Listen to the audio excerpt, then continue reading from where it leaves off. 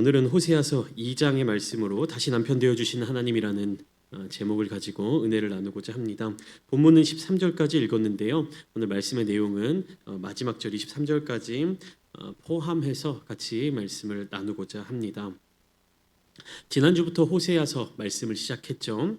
호세아서는 하나님의 사랑을 가장 드라마틱하게 보여주는 그런 성경 말씀 중에 한 본문입니다.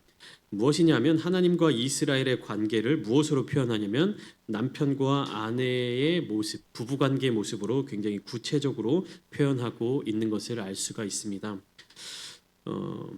그러면서 동시에 어떻게 명령을 하시죠? 호세아에게 가서 음란한 여인을 만나서 아내를 삼으라, 그리고 음란한 자녀들을 낳아라 라고 명령을 하십니다. 오늘날의 모습으로 보아도 이해가 되지 않는, 상식적으로 납득이 되지 않는 그러한 명령인 것이죠. 참하고 착한 아내를 만나서 결혼해라 이렇게 명령하신 것이 아니라 어떤 여인을 만나세요? 음란한 여인을 만나서 결혼을 해라 라고 하나님이 명령하시는 이 명령 안에 담겨져 있는 하나님의 마음을 우리가 깨달아야 하는 것이요. 그때 당시에 이스라엘이라고 하는 나라의 상황은 어땠냐면 음란한 아내처럼, 즉 남편에 대하여 신실하지 못한 아내처럼 하나님을 배신하고 바알이라고 하는 신을, 아세라라고 하는 신을, 이방 우상들을 섬기는 삶을 살았던 것입니다. 그러니까 부부 사이에 어떤 신뢰가 깨져 있는 것이고 부부 사이에 어떤 관계가 깨져 있는 모습을 하나님께서 상징적으로 선지자의 삶을 통해서 보여주시는 것이죠. 그러나 결론적으로 우리가 이 호세아 선지자의 삶을 쭉 바라보면 이 아내가, 고멜이라고 하는 아내가 선지자 남편을 버리고 도망갑니다. 자식들을 버리고 또 떠나갑니다. 그런데 이 호세아 선지자는 묵묵히 가서 값을 지불하고 대가를 치르고 아내를 데리고 옵니다. 끝까지 책임지는 남편의 모습, 끝까지 아내로서의 한 여인을 사랑하는 남편의 모습이 이 호세아서 성경 말씀을 통해서 우리에게 전달되고 있는 것이죠. 오늘 나눌 호세아 2장은요, 하나님께서 이스라엘 백성들을 향하여 말씀하시는 것, 이스라엘의 죄악이 얼마나 지금 가득 찼는지, 그 죄는 어떠한 심판을 받아야 하는 것인지 알려주고 계시고, 거기서 멈추는 것이 아니라, 거기서 끝나는 것이 아니라 그 심판 너머에 있는 하나님의 사랑, 즉 다시금 회복시켜 주시는 하나님의 공의와 사랑을 표현하고 있는 것입니다. 그래서 본문을 보시면 하나님은 이스라엘의 음행을 먼저 고발을 하시는 것이에요. 2절 말씀을 보시면 너희 어머니와 논쟁하고 논쟁하라. 그는 내 아내가 아니요 나는 그의 남편이 아니라, 이렇게 이야기하는 것이에요. 그가 그의 얼굴에서 음란을 제하게 하고 그 유방 사이에서 음행을 제하게 하라. 남편의 입장에서 하는 말이죠. 굉장히 강한 이야기를 하고 있습니다. 너희 어머니와 논쟁하고 논쟁하라. 무엇이 옳고 누가 그른지에 대해서 이야기하라는 것이죠. 근데 뭐라고 얘기합니까? 그는 내 아내가 아니요 나는 그의 남편이 아니다. 왜 그러느냐? 그러니까 오늘날로 따지면 귀책 사유라고 이야기하죠. 부부 관계가 깨어질 수밖에 없는 그 책임이 누구에게 있느냐라고 했을 때 누구에게 있는 겁니까? 여자에게 있는 겁니다. 아내에게 있는 겁니다. 무엇이냐? 그의 얼굴에서 음란을 제하게 하고 그 유방 사이에서 음행을 제하게 하라. 쉽게 말하면 남편을 보지 않고 남편이 아닌 다른 남자를 보았다라고 하는 이야기인 것이겠죠. 이것을 하나님과 이스라엘 자손들의 관계로 생각해서 보면 하나님은 남편으로서 아내 된 이스라엘을 사랑하시고 끝까지 거기에 대한 책임을 지려고 하시는데 이스라엘 자손이 지금 어떠한 상황이다? 남편 되시는 하나님만을 바라보지 않고 다른 남자들에게 눈을 돌리고 있는 상황이다라는 것을 비유적으로 말씀해주고 계시는 것입니다. 굉장히 충격적인 사건인 것이죠. 이스라엘 자손들은 지금 자신들이 마치 오늘날로 따면 바람피고 있는 그러한 여인과 같은 그런 몰상식한 행동 혹은 그런 파격적인 굉장히 위험한 그런 일을 저지르고 있다라는 것을, 그 사실을 스스로 깨닫지 못하고 있었던 것이요. 그러니까 자기들의 삶이 죄악으로 가득 차 있고 하나님이 싫어하시는 모습으로 가득 차 있음에도 불구하고 무엇이냐? 그들 스스로 그것이 죄라는 사실을 깨닫지 못하고 있었던 것입니다. 너무나도 자연스럽게 자기들이 원하는 방향대로, 자기들이 살고 싶은 삶의 모습대로 그렇게 살아가고 있었다라는 것입니다. 그것이 죄인지 죄가 아닌지조차 분별하지 못하는 지경에 이르렀다라는 것입니다.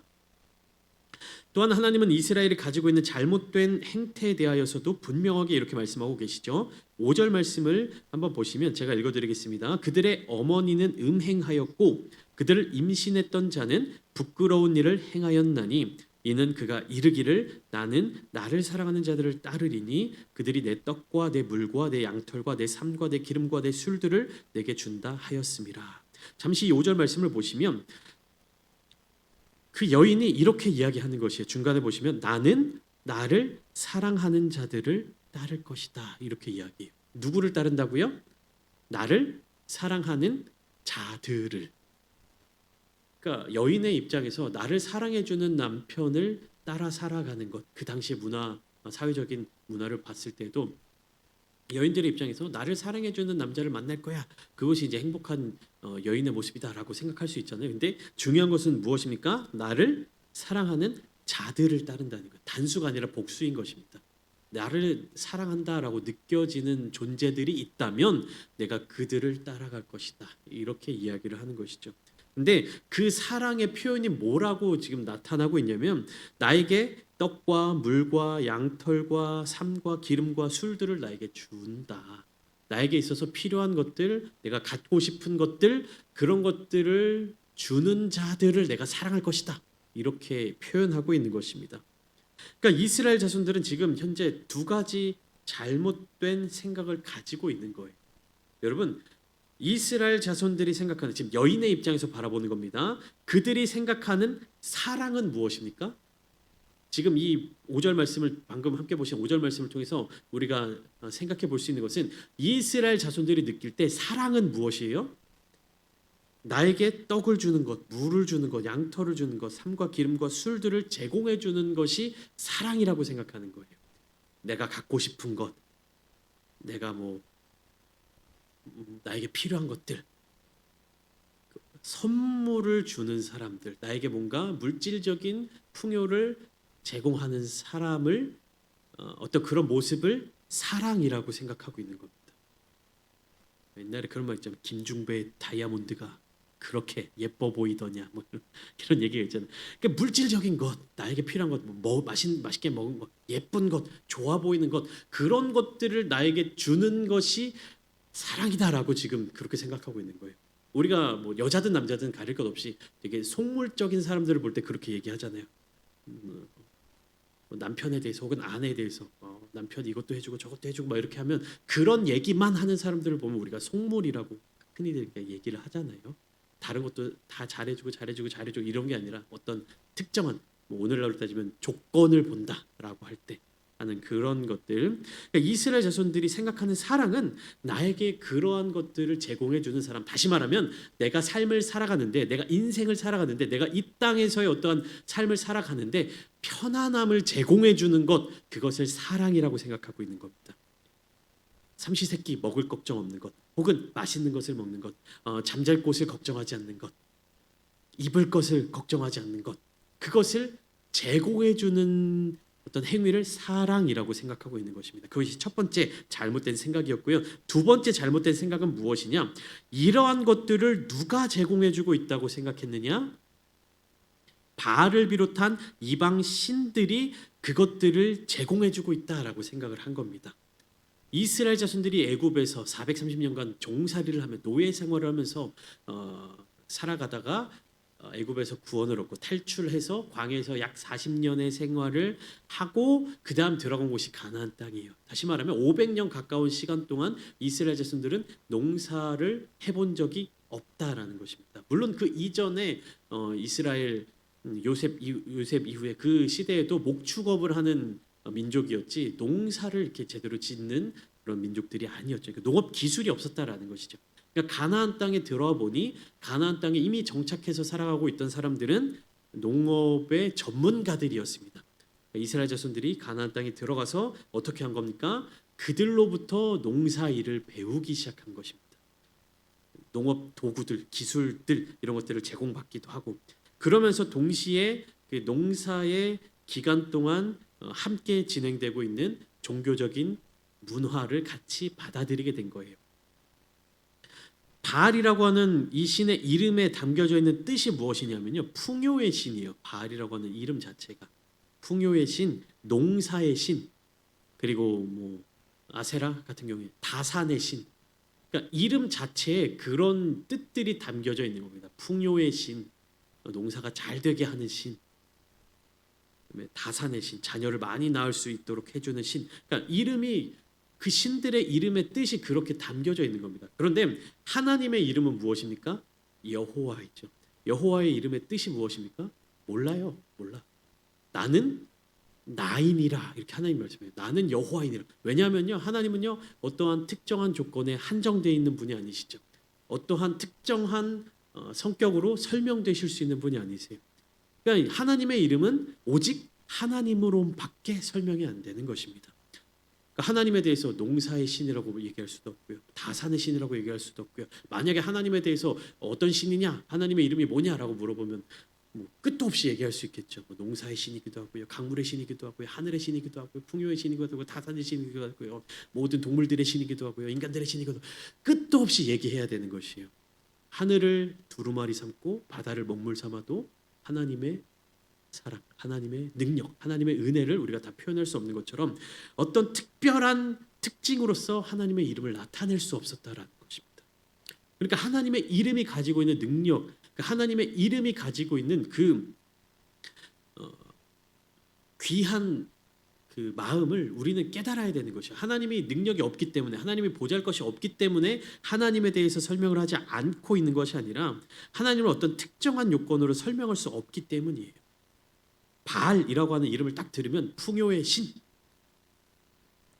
아세라라고 이야기하면 다산의 신이라는 딱 그 뜻을 담고 있으니까 이스라엘 자손들이 느낄 때 어떻습니까? 농사를 지으면서 바알에게 제사를 드리고 아세라에게 뭔가 제물을 갖다 바치면 우리의 농사가 더 풍요로워질 것이다라는 인식을 하게 되는 겁니다. 그것이 잘못된 착각이었다라는 것이 5절 말씀을 통해서 알게 된 이스라엘 자손들이 가진 잘못된 생각 두 가지가 이와 같습니다. 첫 번째, 그들은 사랑을 물질적인 것이라고 생각했습니다. 두 번째, 그 사랑을 이방 우상들이 채워줄 수 있을 것이라고 생각한 것이, 이 두 가지 잘못된 생각을 갖고 있었습니다.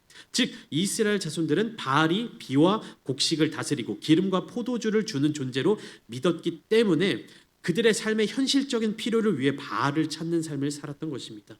이것은 마치 여인이 남편이 아닌 다른 남자에게서 생존에 필요한 어떤 요소들을 얻으려고 하는 것과 같습니다. 이러한 여인들의 모습은 당시의 시대적 배경을 이해해야 돼요. 오늘날과는 다르게 당시의 여인들은요, 남편의 도움, 남자의 도움 없이는 한순간도 살아갈 수 없었습니다. 어린 시절에는 아버지의 영향력 밑에서, 자라난 이후에는 남편의 영향력 아래서, 남편이 먼저 죽었다 하면 아들의 영향력 안에서 살아가야 할 수밖에 없었던 것이 여인들이었어요. 그러니까 능력 있는 남자, 더 부유한 남자, 나에게 더 많은 책임을 져줄 수 있는 남자들이 매력적인 남자였겠죠. 그러니까 하나님을 섬길 때도 마찬가지였던 겁니다. 이스라엘 자손들은 나에게 무엇인가를 해줄 수 있는 신, 내가 농사를 지을 때 도움을 줄 수 있는 신, 풍요롭게 해줄 수 있는 신을 더 찾아다녔다라는 것입니다.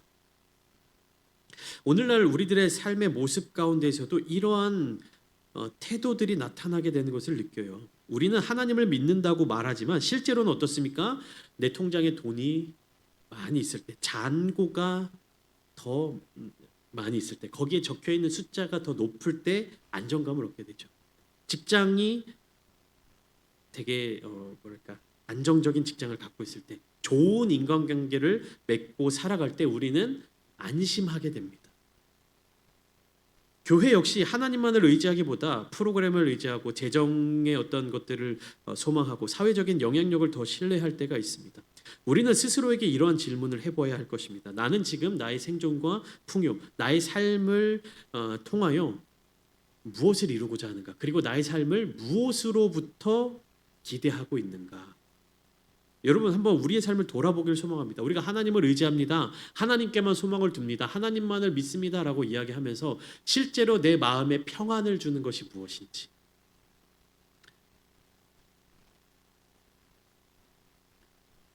그때 이제 이스라엘 자손들에게도 마찬가지였겠죠. 나의 창고에 곡간에 곡식이 많이 쌓여 있을 때라, 곡식이 없을 때, 오늘날로 따지면 내 통장의 잔액이 바닥을 보이고 있을 때와 내 통장에 뭔가 넉넉함이 느껴질 때 여러분들은 그것으로 인해서 마음의 평안의 어떤 변동이 느껴지십니까? 느껴지지 않으십니까? 한번 스스로에게 질문을 해보아야 하는 것이요. 나는 무엇을 의지하고 살아가고 있고 나는 어디에서 안정감을 느끼고 있는가? 이스라엘 자손들의 현재 모습에 대해서 하나님께서 이렇게 지적하신 이후에 지금 너희들의 그 모습은 잘못된 모습이다. 징계와 심판을 선언하십니다. 6절부터 13절까지 말씀인데요. 6절은 이렇게 기록되어 있죠. 그러므로 내가 가시로 그 길을 막으며 담을 쌓아 그로 그 길을 찾지 못하게 하리니. 무엇이냐면 하나님은 이스라엘의 길을 막아버리신 거예요. 이스라엘이 내가 평안하고 내가 더 뭔가 부유해지고 풍족해지고 내가 삶을 잘 살아갈 수 있을 것이다 라고 하는 그 길을 막아버리시는 거예요. 근데 인간의 입장에서 이스라엘 백성들의 입장에서는 무엇이냐? 내가 뭔가 길이 막혔어. 가로막혀 버렸어. 뭔가 답답해지는 상황에 처했어.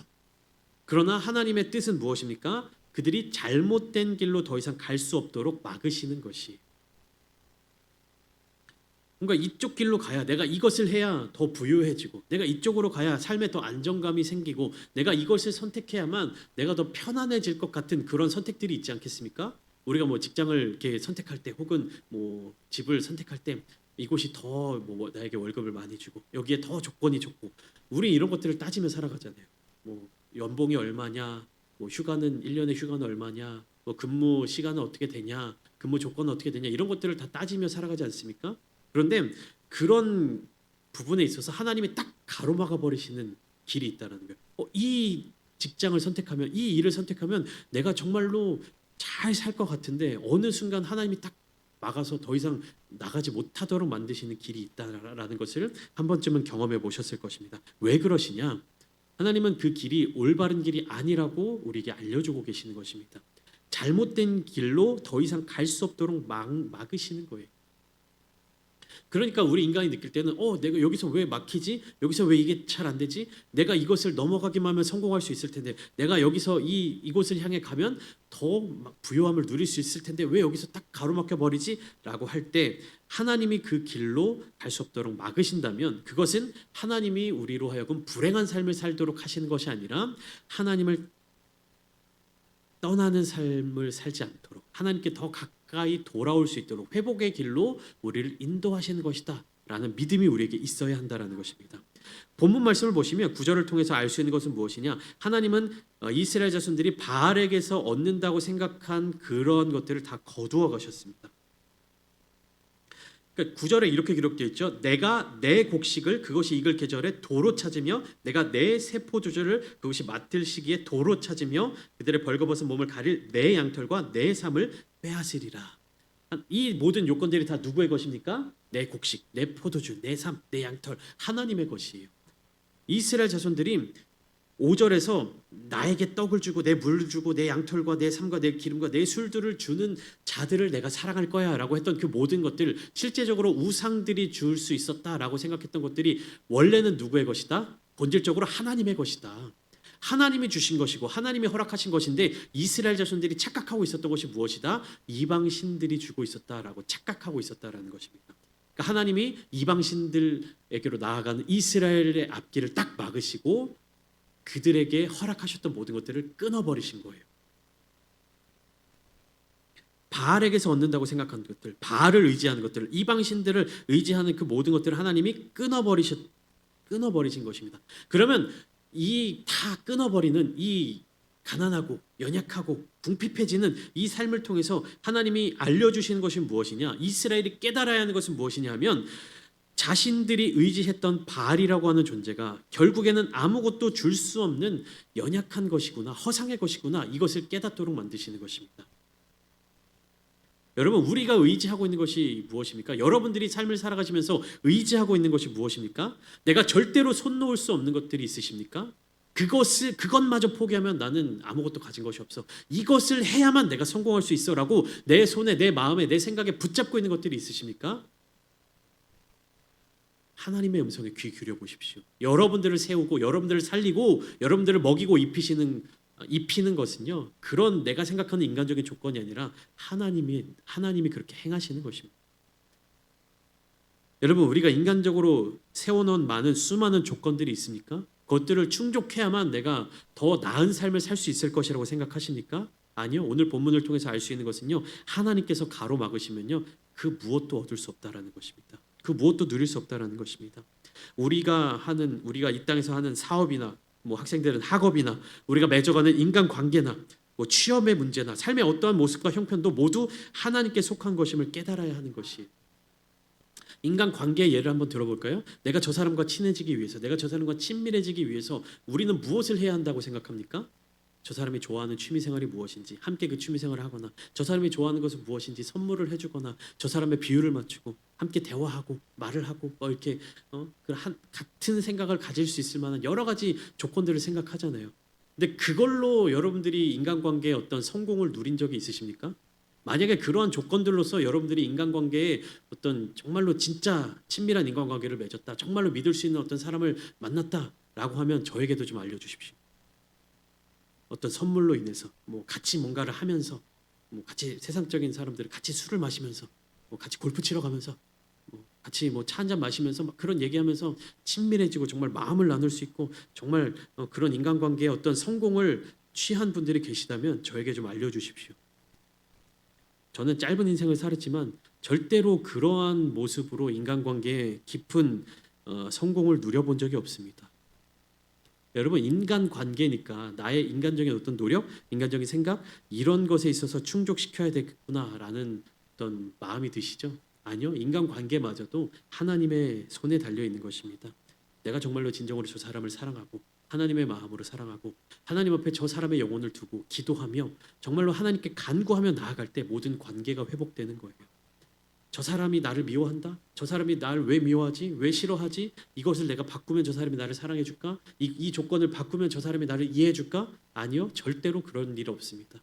하나님이 만지시지 않으시면, 하나님께서 다루시지 않으시면, 하나님께서 고쳐주시지 않으면요, 모든 인간 관계 또한 우리의 뜻대로 되는 것이 하나도 없을 것입니다.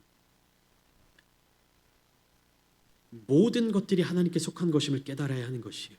모든 길은, 모든 해답은 오직 하나님께만 있다는 사실을 믿어야 합니다. 혹여나 우리가 종교적인 영역에서만 하나님을 찾는다면 이제는 돌이켜야 합니다. 교회 안에서만, 교회 질서 안에서만 하나님의 기준을 가지고 살아갔다면, 교회 문 밖을 넘어서는 순간 다시금 세상의 어떠한 조건과 환경을 따라 살아갔다면 이제는 돌이켜야 합니다. 모든 삶의 순간순간마다 하나님의 뜻을 구해야만 하는 것이죠. 교회에서만, 교회 공동체 내에서만 그 하나님의 기준으로 살아가야 한다는 것이 아니에요. 우리가 매일 예배 때마다 함께 나눈 이야기가 있죠. 주님의 이름으로, 하나님의 이름으로 사랑합니다, 축복합니다. 주 안에서 형제 자매 되는 우리, 그 모습이 세상에서도 동일하게 적용되어야 한다는 것이. 성도를 대할 때 우리가 집사님들, 권사님들 같이 이제 교회 안에서 내가 이분을 대하는 태도, 그리고 교회 밖에서 교회에 다니지 않는 분들 혹은 교회를 다니시는 분들이지만 교회 밖에서 만날 때 우리의 태도가 달라질 수 있죠. 다르게 그 사람을 대할 때가 있습니다. 그러나 그렇게 해서는 안 된다라는 것입니다. 교회 안에서와 같이 믿지 않는 자들에게도 동일한 사랑으로서, 교회 밖에서도 동일한 은혜로서 함께 하나님의 사랑을 나누어야만 하는 것입니다. 하나님께 정답이 있는 것이, 하나님만이 모든 문제를 해결하실 수 있는 분이십니다. 그래서 11절 말씀 보시면 내가 그의 모든 희락과 절기와 월삭과 안식일과 모든 명절을 폐하겠다라고 하나님이 말씀하십니다. 우리가 수요일마다 레위기에서 함께 나누고 있듯이 절기와 안식일은 어디에 중점을 두고 있느냐? 하나님과의 관계 회복의 중심이 있습니다. 우리가 수요일에도 나눴죠. 레위기 23장의 말씀, 나팔절도 그렇고요. 그 이전에 나눴죠. 77절, 유월절, 무교절 모든 절기는 무엇에 중심을 두는 겁니까? 하나님과의 관계. 속죄일도 그렇고요. 하나님과 깊은 관계, 혹은 그 이전에 틀어졌던 하나님과의 관계를 다시 회복하는 조건, 요소가 바로 절기인 것입니다. 근데 지금 11절 말씀에 하나님의 모든 명절, 안식일과 모든 명절을 폐하겠다라고 말씀하시는 이유가 무엇입니까? 그 목적이 제대로 이루어지지 않고 있기 때문에. 하나님과의 관계 회복을 위해서 안식일을 주셨고 하나님과의 관계 회복을 위해서 절기를 지키도록 명령하셨는데 지금 이스라엘 자손들은 그 안식일과 절기에 무슨 짓을 하고 있는 겁니까? 이방 신들을 섬기고 있는 거예요. 하나님의 뜻을 따르는 것이 아니라 세상의 기준을 따라 살아가고 있는 것입니다. 오늘날로 치면 어떤 개념으로 이해할 수 있습니까? 우리가 주일, 안식일은 아니지만 주일은 어떤 날입니까? 온전히 하나님을 위해서 드리는 날이죠. 하나님과 관계를 회복해야 하는 날입니다.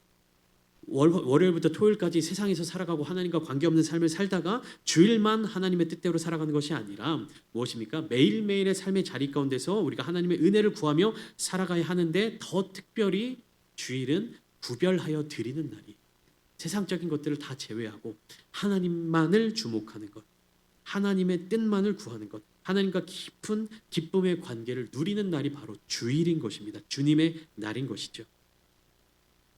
여러분 오늘날에도요 주일이 폐하여지는 그런 일이 일어날 수 있습니다. 무엇입니까? 휴일로 생각하는 거예요. 빨간 날이라고 생각하는 겁니다. 이날에 세상의 일을 쉬는 이유가 무엇입니까? 하나님과 더 깊은 교제를 누리기 위해서. 우리가 주중에 얼마나 분주합니까? 얼마나 바쁩니까? 아침에 일어나서 출근 준비해서 출근하고 혹은 이제 자녀들 학교 보내고 여러 가지 일들 삶의 여러 가지 살아내야 하는 그런 일상적인 삶을 다 살아내면서 하나님께 제대로 집중하지 못하는 순간들이 있잖아요. 근데 주일은 어떻습니까? 출근도 안 하죠. 물론 뭐 주일에 출근하시는 분들 계시겠지만 주일에 출근도 안 하죠. 학교도 안 가죠. 그러면 어떻게 할 수 있는 거예요? 하나님께 집중할 수 있는 겁니다. 아침 이른 시간부터 저녁 늦은 시간까지 하나님의 사랑을 온전히 주목할 수 있고 하나님의 사랑을 온전히 누릴 수 있는 것이에요. 그렇게 주신 날이 하나님의 주일인 것입니다. 근데 이스라엘 자손들은 지금 호세아 시대 이스라엘 자손들은 안식일조차도 하나님과 상관없는 삶을 살아가고 있는 겁니다. 절기조차도 하나님을 위해서 살아내지 않는다라는 것입니다. 그래서 그 목적이 제대로 이루어지지 않는 모든 절기를 폐하여 버리셨다라는 것입니다. 이것은 하나님의 분노 때문이 아니라 회복을 위한 사랑의 조치인 것이죠. 그러면 회복은 어떻게 이루어지느냐? 오늘 함께 읽지는 않았지만 14절부터 23절까지 말씀을 통해서 하나님은 이스라엘 자손들을 이렇게 회복해 주실 것이다. 새로운 언약, 새로운 약속의 말씀을 주시는데 하나님의 사랑은 징계로 끝나지 않습니다. 모든 절개를 폐하해버리고 너희에게 주던 모든 것들을 끊어버리고 길을 가로막아버리고 이것으로 끝나는 것이 아니라 끝까지 하나님이 붙들어 주시는 것이에요. 그리고 함께 광야의 자리로 데려가신다라고 말씀합니다. 여러분 이스라엘 자손들이 기대하는 것은 뭡니까? 내가 먹고 마시는 것, 내가 풍족한 것, 내가 부유한 것, 이 땅에서 내가 가질 수 있는 모든 재물들을 쌓아놓는 것이에요. 그런데 하나님이 지금 어떻게 하셨습니까? 그 모든 것들을 끊어버리셨어요. 가지고 있던 것들을 다 사라지게 만들어버리고 내가 나아가야 될 길이 다 가로막혀버리고 인생에서 흔히 말하면 절망에 빠지는 것 같은 그런 모습으로 내버려 두시는 거예요. 그것을 사람들은 징계로 생각합니다. 벌이라고 생각합니다. 그러나 하나님의 뜻은 징계로 끝나는 것이 아니에요. 인간적인 생각으로 내가 손에 쥐고 있던 모든 것들을 다 빼앗겼다라고 생각하지만 내 손에 쥔 것을 다 놓은 순간에 하나님께서 우리 손을 붙잡아 주십니다. 내가 세상의 것을 쥐고 있고 내가 물질과 부요와 인간관계의 어떤 것들을 다 내 손에 꼭 쥐고 있어서 내가 막 살아내려고 살아가고 있던 삶의 자리 가운데 하나님이 내 손에 쥐고 있는 모든 것들을 다 빼앗아가 버리시는 거예요. 비어있는 손 같잖아요. 나에겐 더 이상 아무것도 나는 더 이상 아무것도 가지고 있지 못한 것처럼 느껴지는 이 빈손을 하나님이 와서 잡아주신다니까. 여러분 우리 손에 무엇인가를 막 잡고 있고 그것을 놓지 않고 있으면요 하나님의 손을 잡을 수 없습니다. 주님의 십자가의 손을 우리가 붙들 수가 없는 것이에요. 그러니까 하나님이 다 우리 주변에 있는 것들을 제하여 버리시는 것입니다. 광야로 데려가신다라는 것은 무엇이냐면 광야는 아무것도 없는 그런 공허한 땅이면서 동시에 하나님을 깊이 만나는 장소입니다.